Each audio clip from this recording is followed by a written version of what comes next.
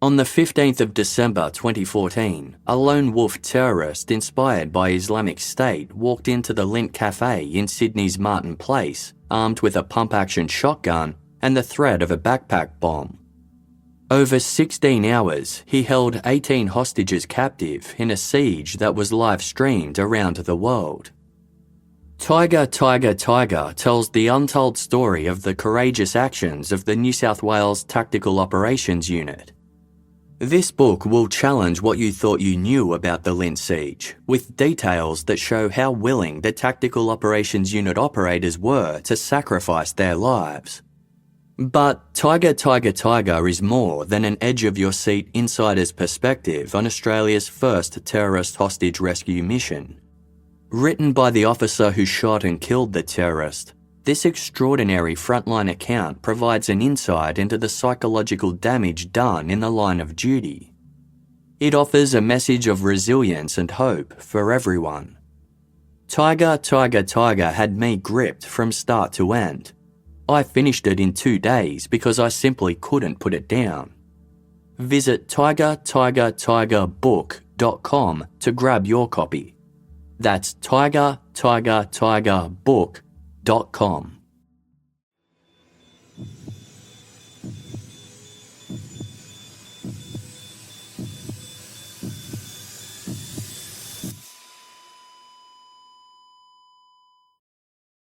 Our episodes deal with serious and often distressing incidents. If you feel at any time you need support, please contact your local crisis centre. For suggested phone numbers for confidential support, please see the show notes for this episode on your app or on our website. This episode was originally released on Casefile's Patreon, Apple Premium and Spotify Premium feeds as an early bonus for our paid subscribers. These episodes are designed to be slightly shorter, allowing us to cover a broader range of cases. To receive these episodes early and ad-free, you can support Casefile on your preferred platform.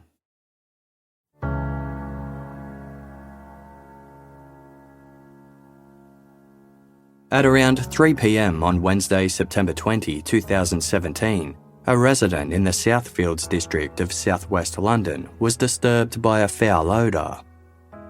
Peering outside, they noticed a black smoke emanating from their next-door neighbour's rear garden from what appeared to be some kind of weird barbecue.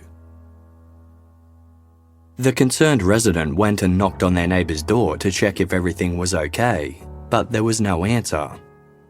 Shrugging it off, they went about their day as the repugnant smoke continued to spiral above their neighbourhood.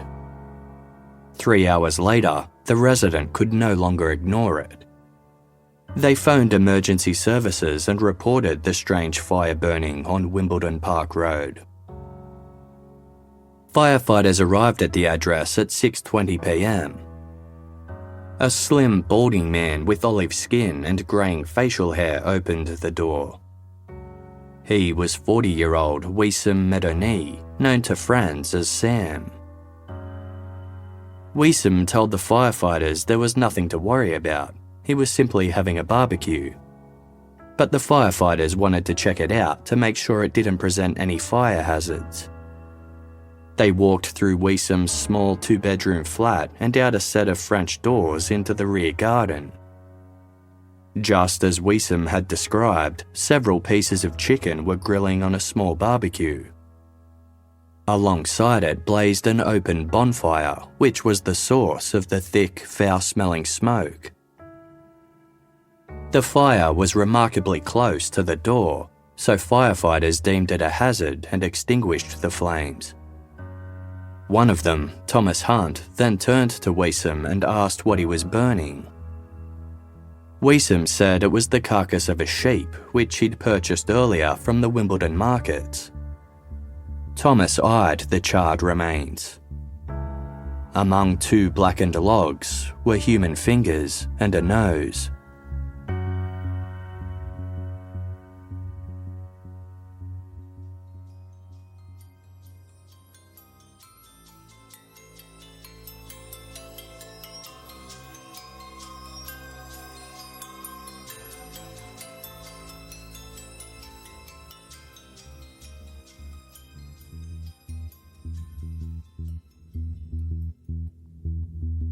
Upon realising that he was looking at the remnants of a human body, firefighter Thomas Hunt wanted to confront Wiesem Medani. But he wasn't sure how the man would react and didn't want to put the rest of his team in danger. Thomas paused for a moment.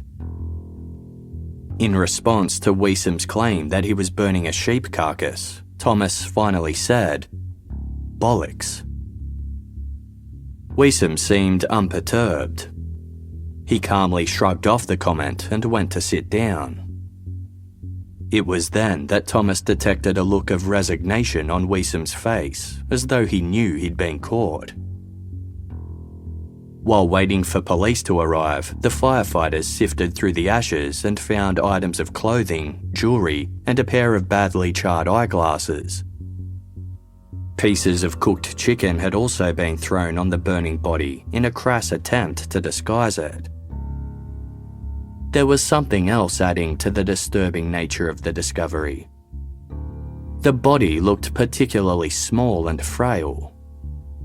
For the fire crew, this indicated one thing, that it was the body of a child. The police soon arrived and assessed the scene. The body was so badly burned that they couldn't determine the person's age or gender.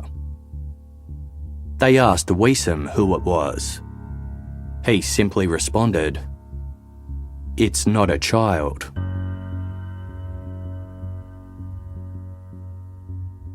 "36-year-old Sabrina Quader was a glamorous woman. Born in Algeria but raised in Paris, she took great pride in her appearance. With long dark hair, olive skin, and a keen sense of style, she was often mistaken for reality TV star Kim Kardashian. Having established herself as a successful fashion designer and makeup artist, Sabrina was awarded with invites to trendy events where she mingled with the rich and famous. Sabrina met Wiesem Medani at a Parisian fun fair in 2001. Wiesem had been immediately struck by her beauty, and it wasn't long before he was completely besotted with her. Sabrina eventually moved from Paris to London, and Wiesem, also a French Algerian, happily followed her. They'd called England home ever since. The couple had periods of separation throughout their 17-year-long relationship, during which Sabrina had 2 children to 2 different men, but she and Wiesem always wound up back together. They'd been living in the rented Wimbledon Park Road flat since 2013. Following the discovery of the burnt human remains at the couple's home, Wiesem Medani was placed in handcuffs and escorted to the police station.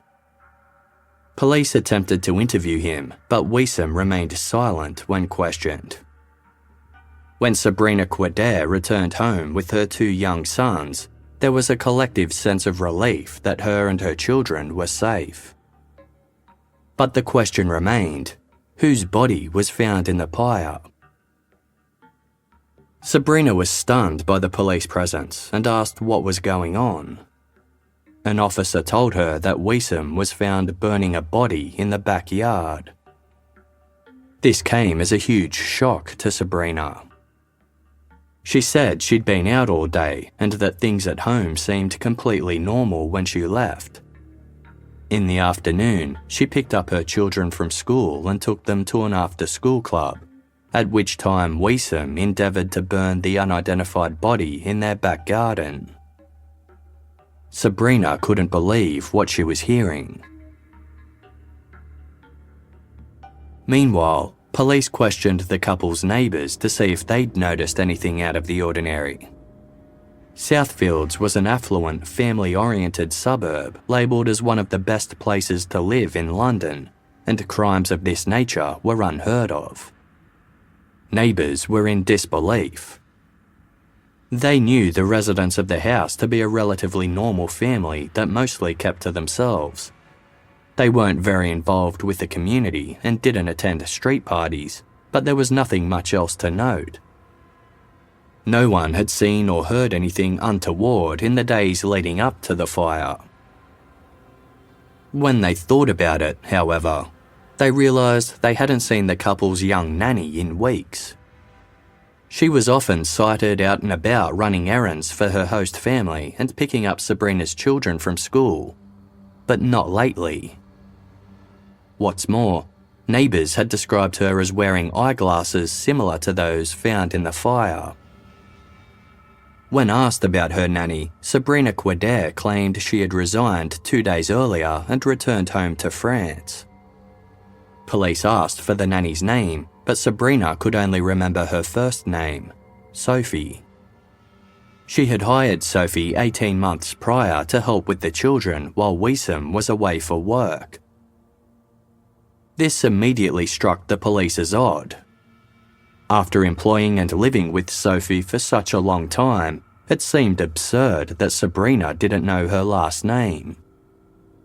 They suspected that Sabrina knew more than she was letting on and took her to the station for further questioning. Given the level of destruction, DNA testing would be required to confirm the identity of the body Wiesem was attempting to destroy. But police were certain it was the couple's live-in nanny, 21-year-old Sophie Lionnet. When faced with this revelation, Sabrina caved. She revealed that Sophie was incompetent at her job and didn't do any of the tasks she was hired to do. Instead, she lazed around on the couch, glued to her smartphone. Sabrina said, "She was waiting for us to serve her. It was as if we were working for her and not her for us." She said that Sophie had fallen in with the wrong crowd and had been drinking heavily. Sabrina also suspected that she had been stealing from her, as a diamond pendant had gone missing from the house. Sophie's behaviour soon took a sinister turn. Sabrina discovered she had begun a relationship with Sabrina's ex-boyfriend, a man named Mark Walton, who was the biological father of Sabrina's youngest son. Sabrina revealed that Mark had sexually abused their son and that Sophie had been allowing it to happen. Not only allowing it, but facilitating the meetings by bringing the young boy to Mark without Sabrina's knowledge. When Wiesem found out what was happening, it was the final straw. Days earlier, at around midnight on Monday, September 18, Sabrina was sleeping when Wiesem came into the room and woke her up. He told her he had confronted Sophie about the meetings with Mark and the abuse against Sabrina's son. He lost his temper and hit Sophie, causing her to fly back and hit her head against the bathroom wall. Her body stopped moving. It was obvious that she was dead. Wiesem and Sabrina panicked. They were scared of what it might mean for their family if they told the truth. They couldn't risk it. They decided to keep Sophie's death a secret and burn her body so no one would ever find out. If anyone asked where she was, they'd simply say she had decided to return home to France. They stashed her belongings in her suitcase, which they hid inside their small garden shed. When pressed, Wiesem Medouni backed Sabrina's claims. He said that in an effort to extract information about Mark Walton and the child abuse, he had Sophie sit in a full bath and would periodically hold her head under the water to compel her to answer his questions. He was eventually so overcome with anger, he punched Sophie in the face, causing her head to strike the tiles. She lost consciousness and her body then slipped under the water. Wiesem tried to revive Sophie, explaining that he had never intended to kill her or cause her serious injury. He had simply lost control. When it was clear she was deceased, he agreed to burning her body to protect his family. Police were baffled by the story, but Sabrina had evidence to back up her claims. She produced a confession allegedly penned by Sophie. One part read, "Mark Walton asked me to come and see him. He started to touch my breasts and he kissed my neck. Mark offered me some money and he asked me to come back with Sabrina's youngest child. Experts confirmed the handwriting was indeed Sophie's.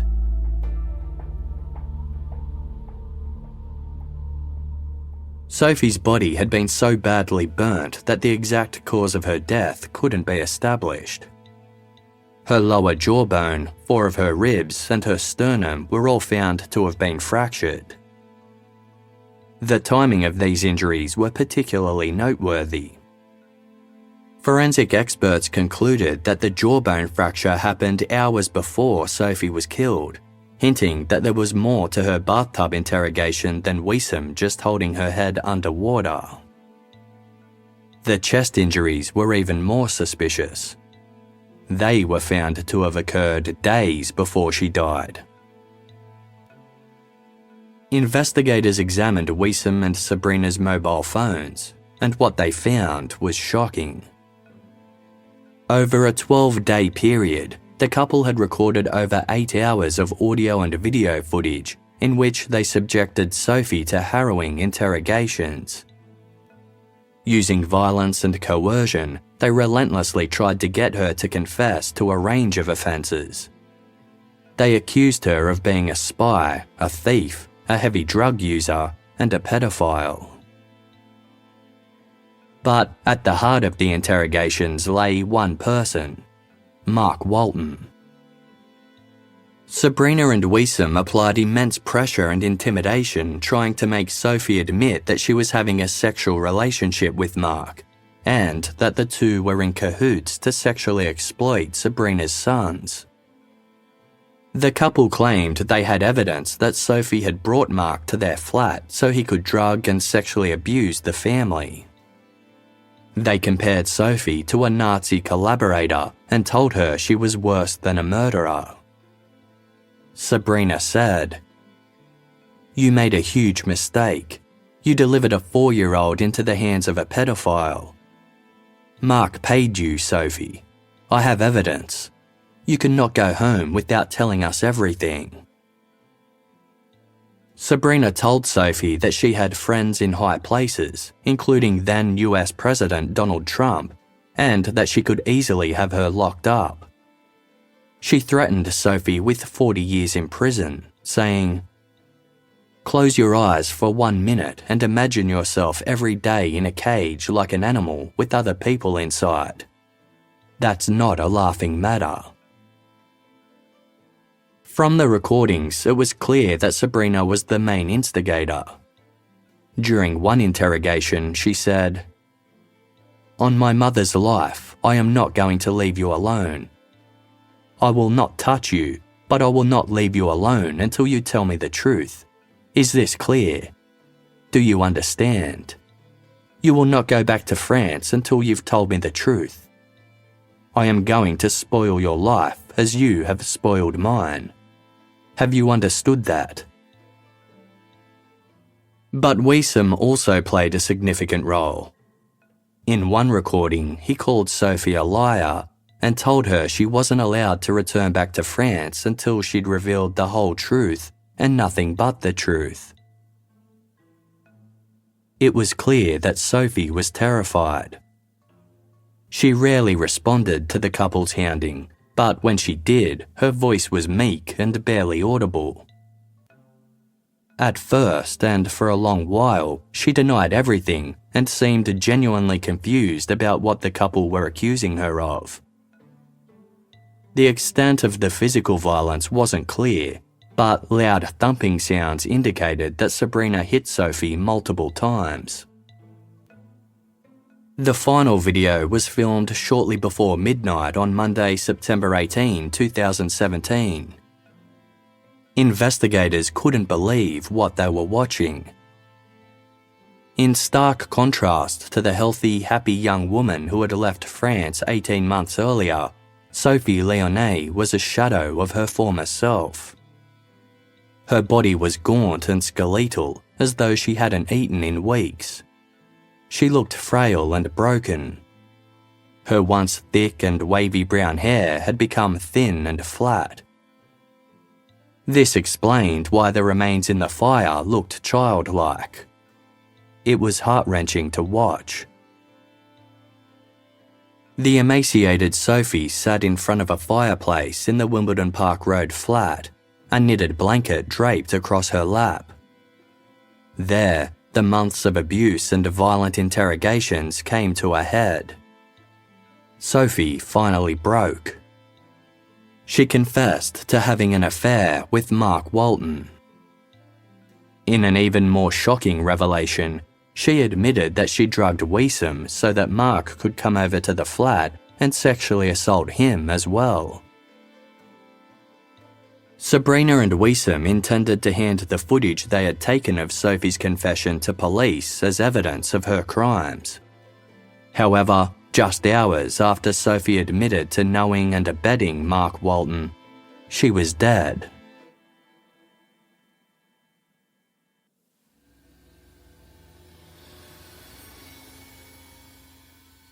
Casefile will be back shortly. Thank you for supporting us by listening to this episode's sponsors. Do you know how much your subscriptions cost? Most Americans think they spend around $80 a month on subscriptions, when the actual total is closer to $200. If you don't know exactly how much you're spending every month, you need Rocket Money.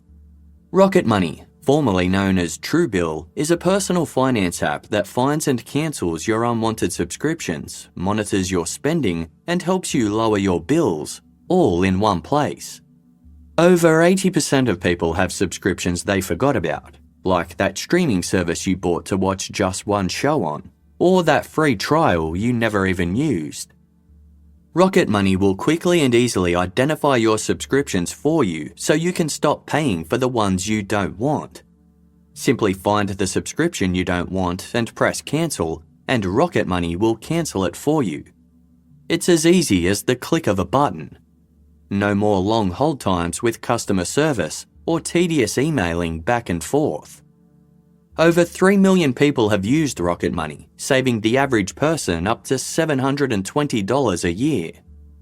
Stop throwing your money away. Cancel unwanted subscriptions and manage your expenses the easy way by going to rocketmoney.com/casefile. That's rocketmoney.com/casefile. rocketmoney.com/casefile. This show is sponsored by BetterHelp. Life can be overwhelming.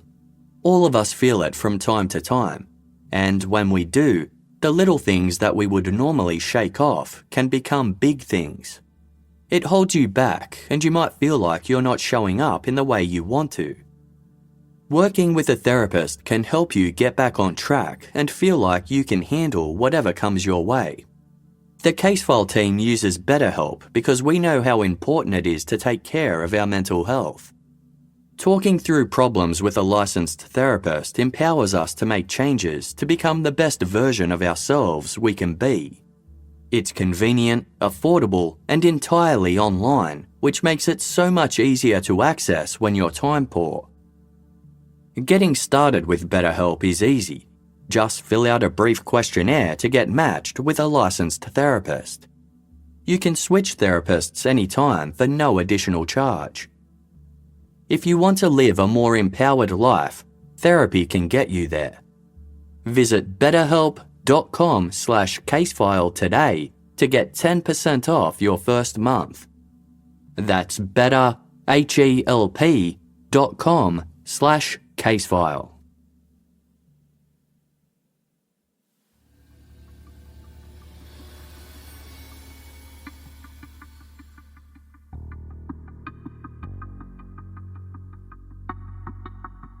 Mark Walton was going about his morning in his new home of Los Angeles when he received a phone call from the police in London.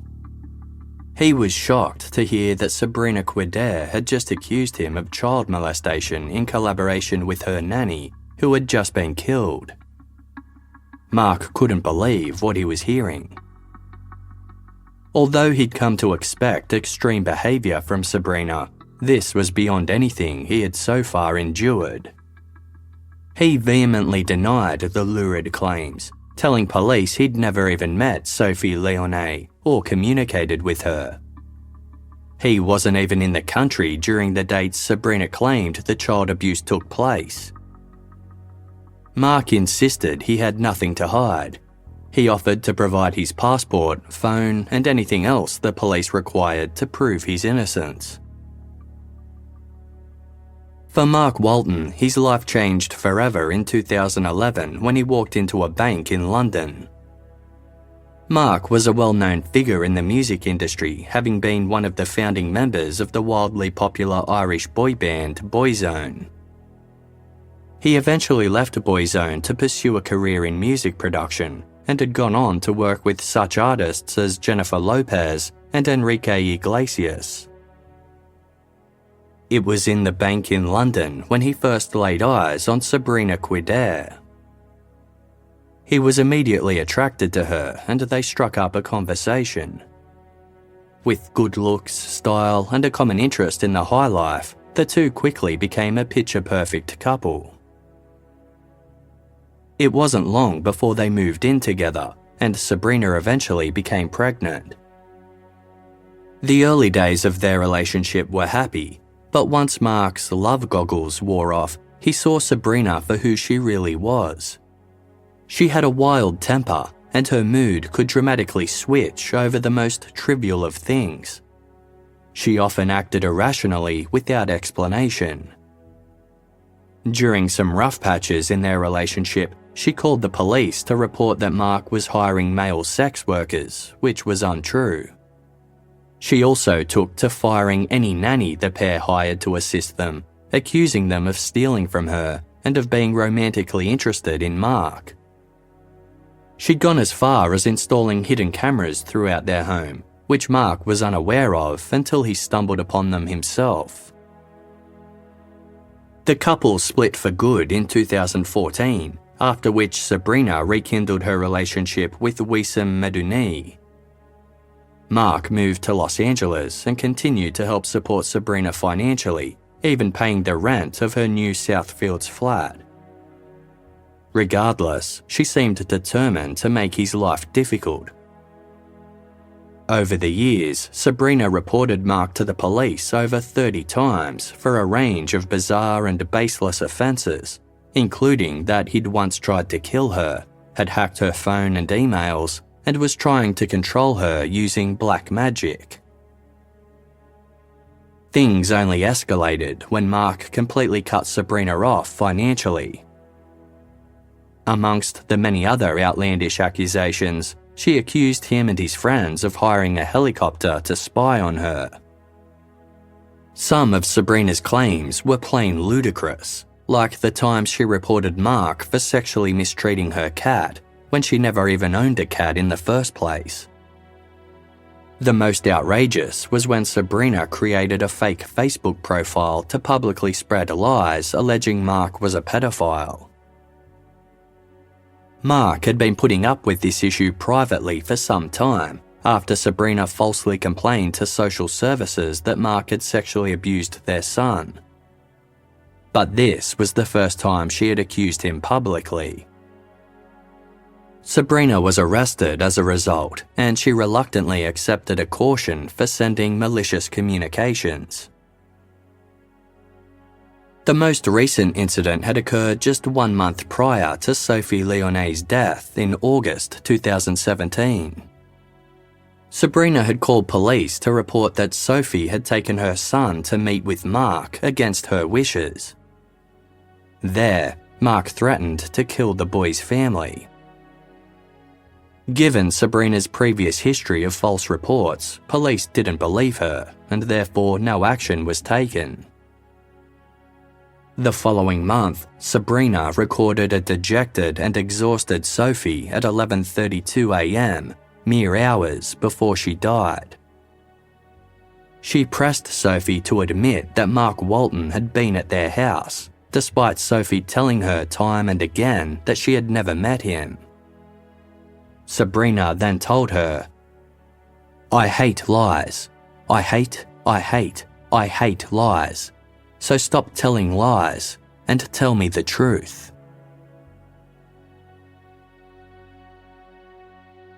For locals of Southfields, it was common to see Sophie Lionnet out and about with Sabrina's children, often holding hands.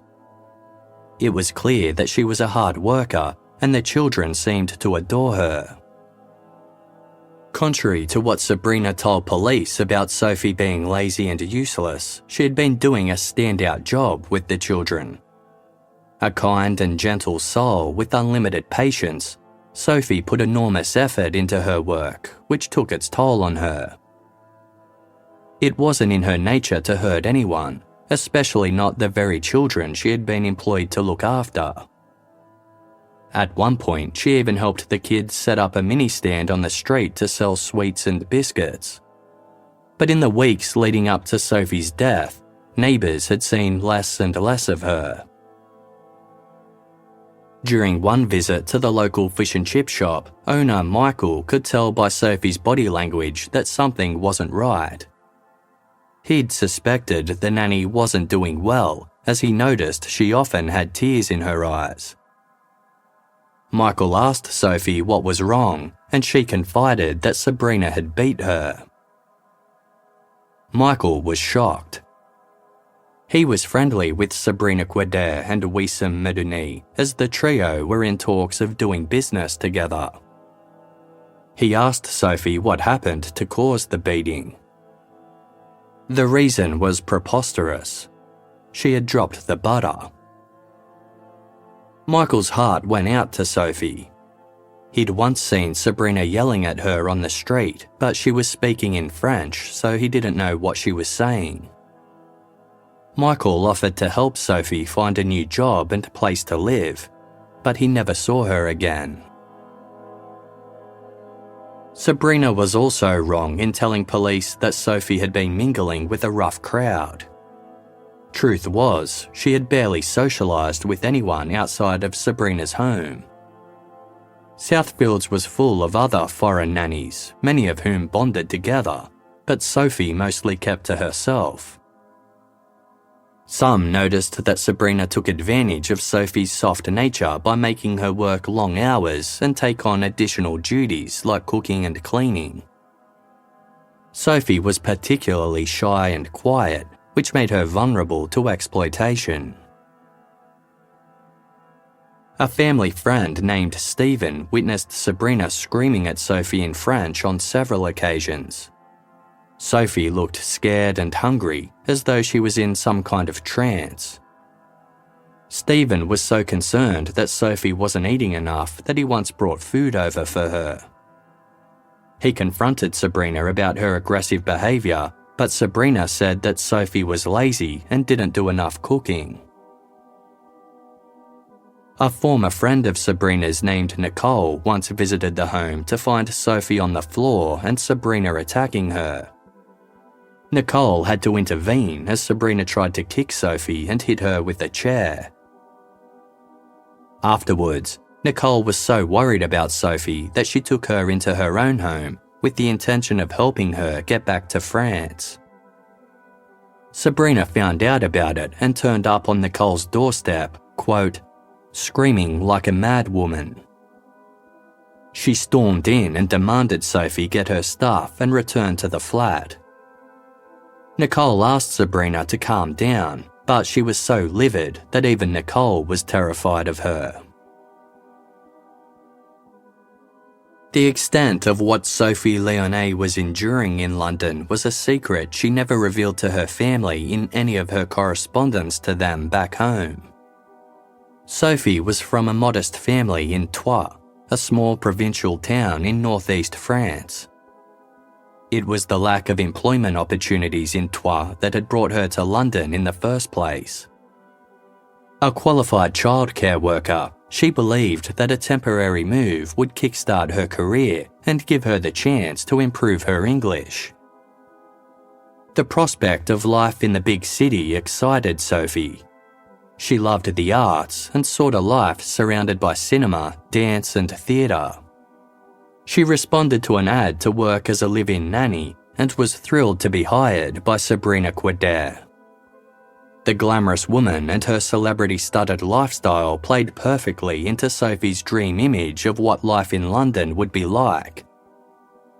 In 2016, just days after her 20th birthday, Sophie left France and moved into Sabrina's flat on Wimbledon Park Road.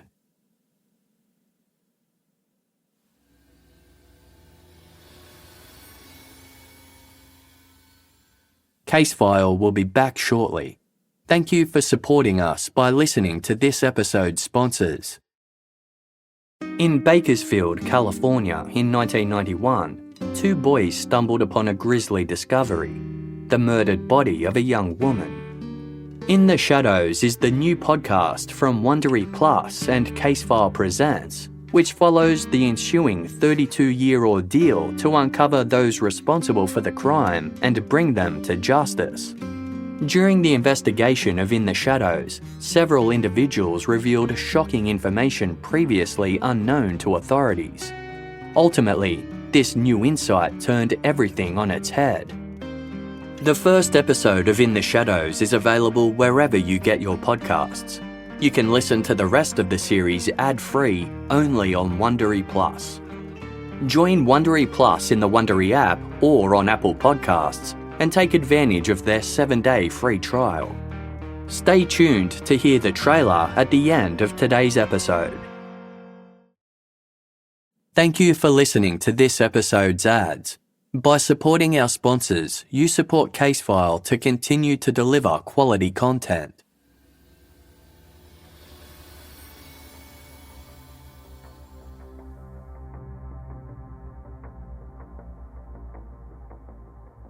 The job started off well. Sophie got along with Sabrina's sons and looked forward to earning a decent wage. Sabrina even gave her a glamorous makeover, which Sophie proudly showed off on social media. But after about a year, Sophie told her parents she was bored and wanted to come home. She said there were tensions in the family and it was getting harder to take care of the children. She was made to sleep in the same bedroom as Sabrina's sons, which meant she had little time to herself. She also told her mother, Catherine, that she was not being paid. Catherine voiced these concerns to Sabrina, who reassured her that Sophie was being paid into an English bank account. Police tried to find the English bank account that Sabrina claimed Sophie was being paid into, but it didn't exist. It didn't appear that Sophie was being paid at all. Sabrina also urged Catherine to encourage her daughter to stay on, explaining she thought of Sophie like a sister and needed her around.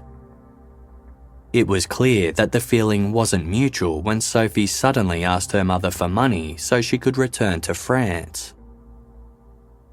Catherine obliged, but Sophie never ended up purchasing a ticket home. Sophie's parents were devastated to learn the truth of what their daughter had endured in London. Had they known she was in any kind of trouble, they would have immediately travelled to help her. Investigators remained unconvinced that what they were being told was the full truth of what happened to Sophie. They ultimately charged both Wissam Medouni and Sabrina Quader with her murder and the obstruction of her body. The couple continued to assert that Wissam interrogated Sophie alone and that her death was accidental.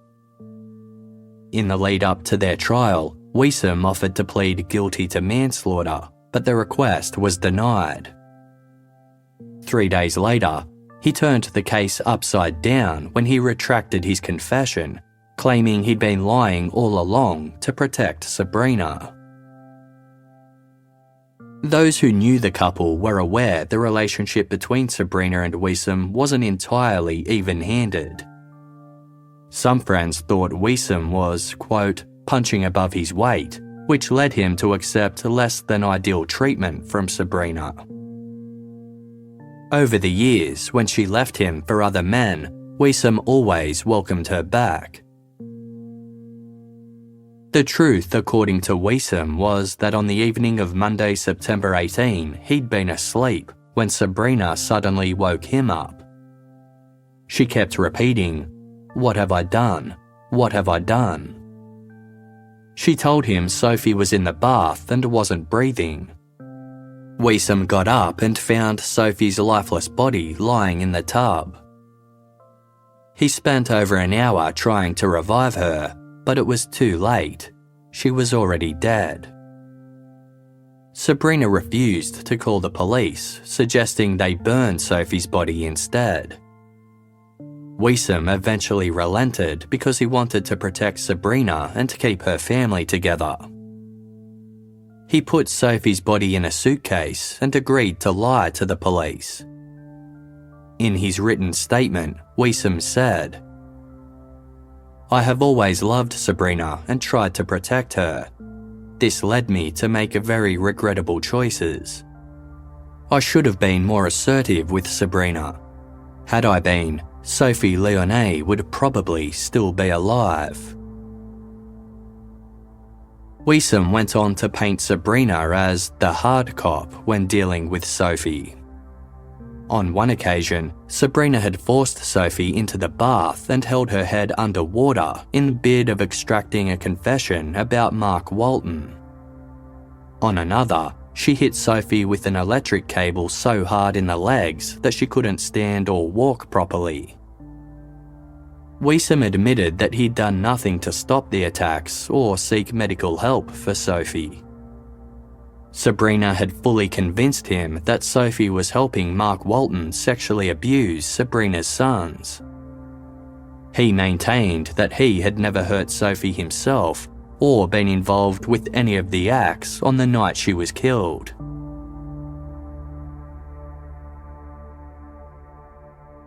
Investigators viewed Wiesem's confession with skepticism. By this point, they had spoken to Sabrina's youngest son, the one at the centre of the allegations against Sophie and Mark Walton. For the sake of clarity, Casefile will refer to him as Gareth. On the night of Monday, September 18, Gareth woke up to the sound of noises coming from the family bedroom. He got up to see what was going on and noticed there was water spilling out from underneath the bathroom door. Inside, Gareth could hear the voices of his mother and stepfather. He also heard the sound of water splashing and Sophie crying. The next morning, he noticed his mother seemed happy and relaxed. Gareth asked what had happened, and Sabrina told him that Sophie was gone and they wouldn't be seeing her again. Gareth's statements placed both Sabrina and Wiesem at the scene of the crime, completely shattering the narrative that one of them acted alone in assaulting Sophie while the other person slept. With the couple refusing to tell the truth, investigators were left to charge them both with murder and piece together their own conclusions based on the evidence. They believed that the couple had essentially held Sophie prisoner inside their home for 6 weeks. During this time, they confiscated her phone so she couldn't contact anyone without Sabrina being present. They withheld food until Sophie would say or agree with whatever they demanded just to eat. They also forced her to sleep in a tiny, dark room where she withered away. They interrogated her so intensely and violently that they eventually wore her down enough to extract a false confession, which they dictated to her as she wrote it down. They likely aimed to use the confession to blackmail Mark Walton into giving them more money. Sophie said and did everything the couple wanted in an effort to survive, even if she knew it wasn't true. Exactly how Sophie died and who had killed her remained a mystery. It also wasn't clear if she had been killed by accident during one of the torture sessions, or if the couple decided she had to die. Either way, police believe Sabrina and Wiesem collectively put Sophie's body in a suitcase and hid it under one of the children's beds while deciding how to dispose of it. They then went about their normal lives for the next 2 days, with CCTV footage capturing them going grocery shopping and taking the children to school like nothing had happened.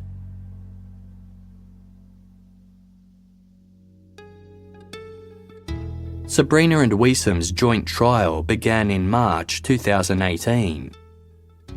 Both pleaded guilty to perverting the course of justice by burning Sophie's body, but not guilty to her murder. It was an exhaustive trial that lasted 43 days, during which both defendants continued to blame one another for her death. On the stand, Sabrina said that Wiesom tortured Sophie in the bath by putting her head under water and by covering her mouth with a water-soaked towel.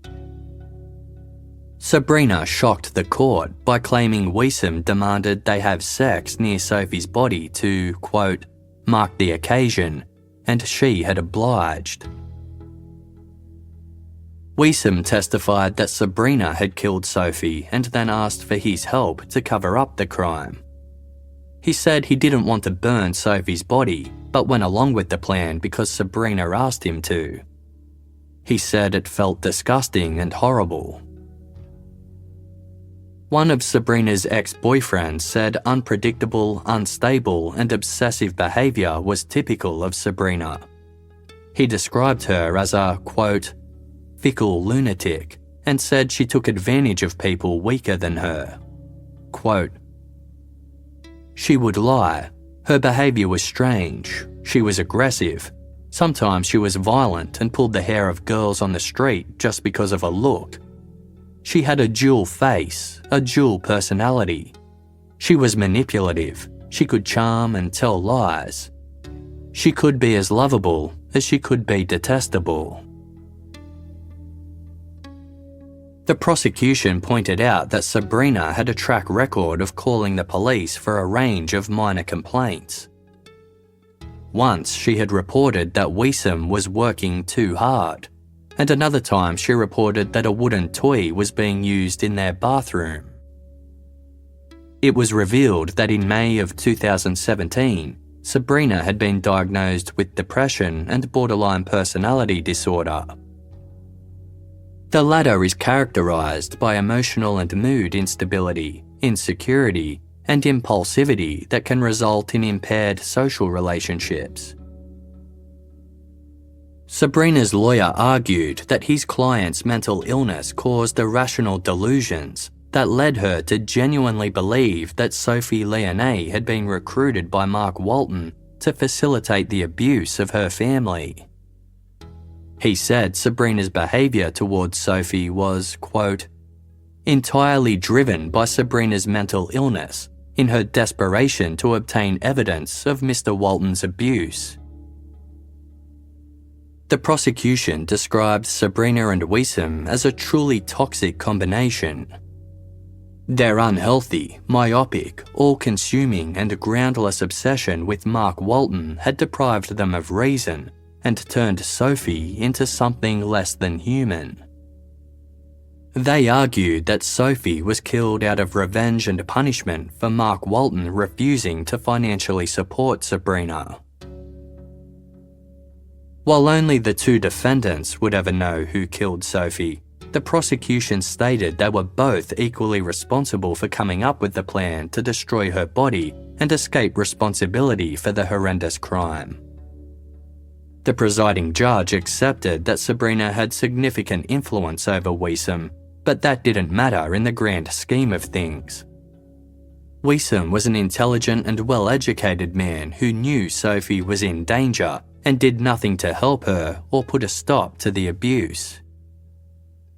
Despite Sabrina's bizarre behaviour, Wiesom also actively went along with the interrogation sessions without coercion. While understanding that Sabrina's mental illness played a role, the judge concluded that her behaviour was ultimately driven by cruelty and a desire for revenge against Mark Walton. He was convinced that Sabrina intended to use Sophie's audio and written confession to blackmail Mark for financial gain.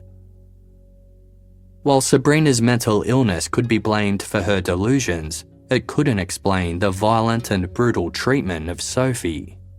Quote, the suffering and the torture you put her through before her death was prolonged and without pity. Sabrina Quader and Wissam Medouni were found guilty of the murder of Sophie Lionnet. They were sentenced to life imprisonment with a minimum of 30 years. 9 months after Sophie's murder, her body was finally returned to France. Her mother, Catherine, would later remark, "They took away my daughter's dignity, and finally her life painfully ebbed away until she struggled to take her last breath in that bath." The case haunts Mark Walton, who was inadvertently pulled into the nightmare Sabrina created. In an emotional interview with Good Morning Britain, Mark said, "The hardest thing for me going to bed at night was knowing that Sophie was telling the truth every time that she was answering those questions and interrogations. She never met me." Many have questioned how Wissam Medouni accepted Sabrina Quader's implausible lies about Sophie, given he was an intelligent and sane man. The couple's case has since been labelled an example of folie à deux, a rare psychiatric syndrome where two individuals share an identical delusion. The delusion is typically shared from one person to another. In this case, Sabrina created the delusions regarding Sophie and Mark and then transmitted them onto Wissam. His love for Sabrina prevented him from viewing her behaviour critically and honestly.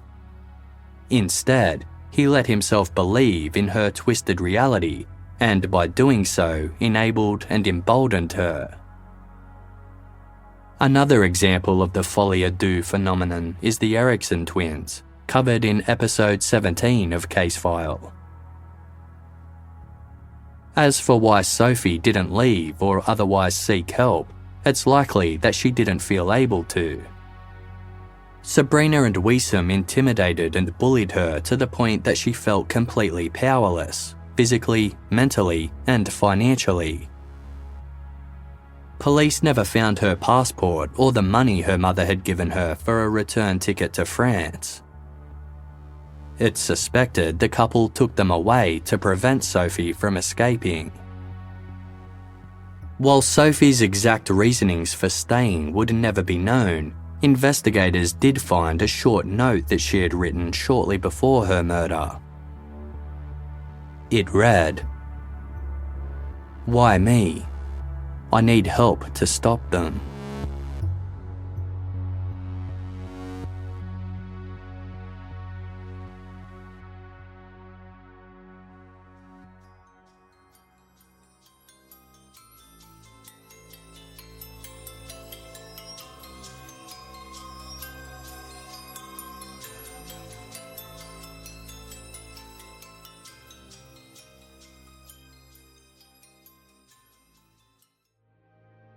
On a chilly night in 1991, a group of teenagers gathered in their usual hangout, a barren stretch of desert next to a busy highway near Bakersfield, California. A dismal spot littered with trash and shell casings. By nightfall, it turned into a sort of lover's lane where high school kids drank and smoked. When two boys left their group and headed into the darkness, they came upon a horrific scene, the body of a young woman murdered just hours before. She had no enemies besides girls at school, teenage stuff. Not any kind of trouble that somebody would murder her. This 1991 murder made news headlines for years as it shocked and divided a quiet working-class community. Of course, I knew about Maria's case. Everyone in Bakersfield knows about Maria's case. People were they were glued to their TV sets. They'd read the paper every day. There was a lot of speculation in Wasco that maybe he was not the all-around athlete that people thought he might be. When he lied about being her boyfriend, I feel like he had something to do with it. Justice took its course in a twisted and controversial case that captivated many. But what if the real killer were yet to be discovered? Because he warned me, like he told me that I would tell the detectives that he was here when he wasn't really here. If you ask the sheriff's department and if you ask the prosecutor's office, they would say, yeah, we solved it. It's just unfortunate how things ended up. In this series, we will hear brand new clues interview people that have never spoken publicly before, and discover family secrets that shed light on who may have killed Maria Rodriguez and why. I kind of want all of our families' hidden secrets and all of the dark past. I want it to come out to light. I'm Otavia McHenry for Casefile Presents, and this is In the Shadows, the story of Maria Rodriguez.